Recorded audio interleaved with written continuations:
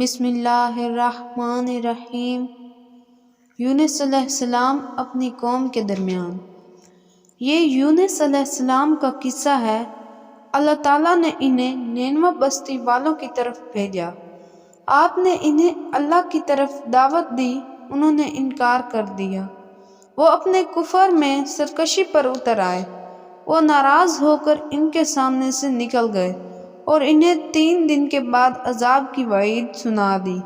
جب آپ کی جانب سے حقیقت پر مبنی یہ بات انہیں معلوم ہو گئی اور وہ جان گئے کہ نبی جھوٹ نہیں بولتا، تو وہ لوگ اپنے بچے اور جانور اور مویشی لے کر صحرا کی طرف نکل پڑے۔ انہوں نے ماں اور بچوں کو الگ الگ کر دیا، پھر اللہ تعالیٰ کی بارگاہ میں گڑ گڑائے اور اس کی پناہ طلب کی۔ اونٹ اور ان کے بچے بلبلائے، گائیں اور ان کے بچے ڈکرائے، بکریاں اور ان کے بچے ممیائے، تو اللہ تعالیٰ نے ان سے عذاب کو ٹال دیا۔ اللہ تعالیٰ نے ارشاد فرمایا، پھر کیا کوئی ایسی مثال ہے کہ ایک بستی عذاب دیکھ کر ایمان لائی ہو اور اس کا ایمان اس کے لیے نفع بخش ثابت ہوا ہو؟ یونس کی قوم کے سوا اس کی کوئی نظیر نہیں۔ وہ قوم جب ایمان لے آئی تھی تو البتہ ہم نے اس پر سے دنیا کی زندگی میں رسوائی کا عذاب ٹال دیا تھا اور اس کو ایک مدت تک زندگی سے بہرمند ہونے کا موقع دے دیا تھا۔ یونس علیہ السلام مچھلی کے پیٹ میں۔ یونس علیہ السلام گئے کچھ لوگوں کے ساتھ کشتی میں سوار ہوئے۔ وہ سواروں کے ساتھ ڈولنے لگی۔ وہ ڈر گئے کہ ڈوب جائیں گے۔ انہوں نے ایک شخص کے بارے میں قرعہ ڈالا کہ اپنے درمیان میں اسے دریا میں پھینک دیا جائے گا تاکہ وہ اس سے ہلکے پھلکے ہو جائیں۔ قرعہ یونس علیہ السلام کے نام کا نکلا۔ انہوں نے انکار کیا کہ وہ اسے دریا میں پھینکیں۔ پھر انہوں نے دوبارہ قرعہ ڈالا، وہ بھی اس کے نام کا نکلا۔ انہوں نے انکار کیا۔ پھر انہوں نے قرعے کا اعادہ کیا، پھر بھی ان کے نام کا نکلا۔ اللہ تعالیٰ نے ارشاد فرمایا، تو یونس قرعے میں شریک ہوئے تو یہی ملزم ٹھہرے، یہ کہ قرعہ انہی کے نام کا نکلا۔ یونس علیہ السلام کھڑے ہوئے، اپنے کپڑے سمیٹے، پھر اپنے آپ کو سمندر میں پھینک دیا۔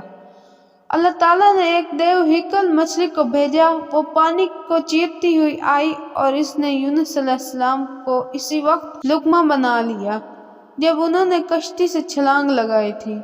اللہ تعالیٰ نے اس مچھلی کی طرف وحی کی کہ تو نے اس کا گوشت نہیں کھانا، نہ اس کی کوئی ہڈی پسلی توڑنی ہے۔ اللہ نے اس کی دعا قبول کی۔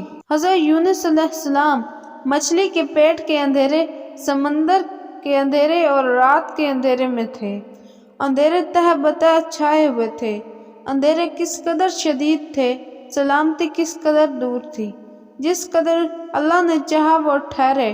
پھر اللہ تعالیٰ نے ایسے کلمات کا اسے القاء کیا جس سے اندھیرے چھٹ جاتے ہیں، مصائب ٹل جاتے ہیں اور 7 آسمانوں کے اوپر سے رحمت نازل ہوتی ہے۔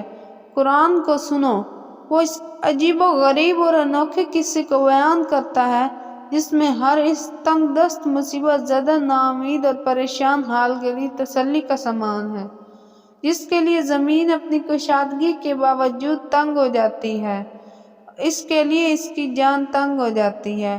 وہ بشم خود دیکھ لیتا ہے کہ اللہ کے سوا کوئی پناہ گاہ نہیں۔ اللہ تعالیٰ کا ارشاد ہے، اور مچھلی والے کو بھی ہم نے نوازا۔